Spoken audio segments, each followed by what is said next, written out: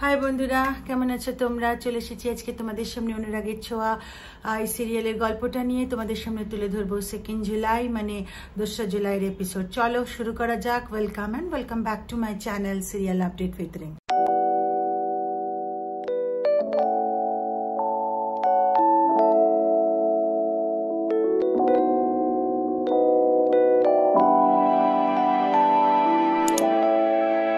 তো বন্ধুরা, আমরা 2nd জুলাই মানে 2রা জুলাই এর এপিসোডে দেখতে পারি যে সোনাকে তো কোর্টে তোলা হয়। আর তো ওখানে তো অবিনাশ মানে বলে যে দীপা, আপনাকে কেউ আটকাতে পারবে না কোর্টে যাওয়ার থেকে, আপনি চলুন রুমের ভেতরে, আমি আছি। তো দীপাও যায়। এবার তারপরে শুরু হয় আর কি শুনানি।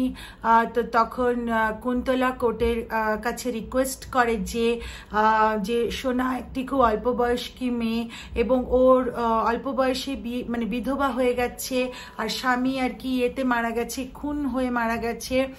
তো তাই জন্য ওর মানে মানসিক অবস্থা ভালো নয়। তো তাই জন্য অনুগ্রহ করে কোর্টকে যে যাতে ওর জেলটা না হয়। তো এদিকে কি হয়েছে না, সূর্য তো তখন ওখানে আসে আর সূর্য প্রতিবাদ করতে থাকে যে না, আমার মেয়ে এরকম নয়। তো এদিকে আবার দীপাও করতে থাকে যে না, আমার মেয়ের কোনো মানসিক মানে মেন্টাল কোনো প্রবলেম নেই। তো তাতে কি হয় না, হঠাৎ করে এবার সূর্য আবার দাঁড়িয়ে বলে যে আপনি কেন বলছেন, আপনি কে, আপনি আমার মেয়ে বলছেন কেন, আপনি কে, আপনি চুপ করে থাকুন একদম। তো তখন সেই সুযোগটা নিয়ে কুন্তলা আবার বলে ওঠে যে আমাদের যে সোনা সেনগুপ্ত, ওর বাবা সূর্য সেনগুপ্ত, ওনারও কিন্তু মানসিক প্রবলেম আছে, উনি কিন্তু একদমই কিছু মনে রাখতে পারেন না, খুবই অবস্থা ওনার কাহিল হয়ে যায়, আর এটা ওদের জেনেটিক ডিসঅর্ডার। তো তাই দেখুন বাবারও আছে আবার মেয়েরও হয়েছে। তো যাই হোক, এদিকে কি হয় না, তো এই যে সোনার যে মানসিক এই ব্যাপারটা তো সূর্যও না করে, দীপাও না করে। তো তখন কুন্তলার তো একটা প্রুফের দরকার। কুন্তলা কি করেছে, তখন উর্মিকে নিয়ে এসে কাঠগড়ায় এবং উর্মিকে বলে যে আপনি বলুন। উর্মি তখন বলে যে ছোটবেলা থেকে ওর মা ওকে ছেড়ে রেখে চলে গেছিল, আমরা বাড়ির মেয়েরাই ওকে মানুষ করেছি, মানে আমি, তারপরে ওর কাকি দেয়া ঠাম্মা, ওর ঠাম্মা, এরা সবাই মিলে ওকে মানুষ করেছে। তো তখন সূর্য আবার উঠে পড়ে বলে কে মা, কার কথা বলছেন, কে মাটা কে? তো তখন কুন্তলা আরো সুযোগ পেয়ে যায়। কুন্তলা বলে এই দেখুন, এই যে হচ্ছে ওর বাবার অবস্থা, খুবই খারাপ অবস্থা। এদিকে আবার এই যে তখন দীপাও বলে উঠছে যে না, আমার মেয়ের এরকম মানসিক অবস্থা নেই, আমার মেয়ে একদম ঠিক আছে। ওই মোমেন্টে সূর্যর বাবাও আবার কি করে, সূর্য মানে ওই দীপাকে বলে তুমি বরং এখান থেকে চলে যাও দীপা, আমি তোমাকে হাত জোর করছি, তুমি এখান থেকে চলে যাও।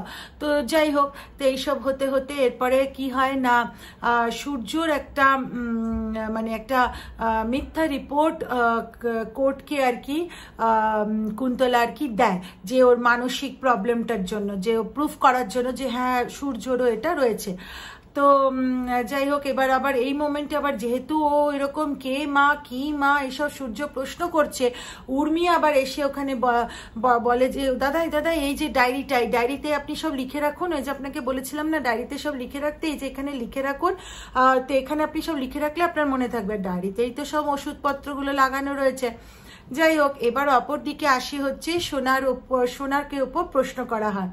তো সোনাকে প্রশ্ন করা হচ্ছে যে কি হয়েছিল। তো সোনা তখন বলল যে আমার বিয়ে হয়েছিল, আমার যে বর সে আমাকে প্রচণ্ড অত্যাচার করত, আর সে মারা যায় এবং তারপরে আমি আমার মার থেকে শুনতে পারি যে সে মারা যায়নি। তো তখন আমি ওই হিংসায় রাগটাকে করার জন্য আমি ওনাকে মেরেছি।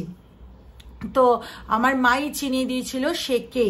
তো বলে মায়ের দিকে এমনি করে মানে দীপার দিকে এমনি করে আঙ্গুলটা দিয়ে দেখায় যে কে।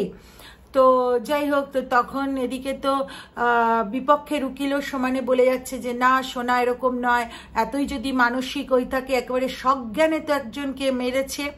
তো অপর দিকে দীপা তো দেখছে যে এই তো কিছুতেই কিছু হচ্ছে না, হাত থেকে বেরিয়ে যাচ্ছে, তো তখন ও কোর্ট থেকে বেরিয়ে আসে। ওর বেরোতে অবিনাশ, রূপা এরাও বেরিয়ে আসে।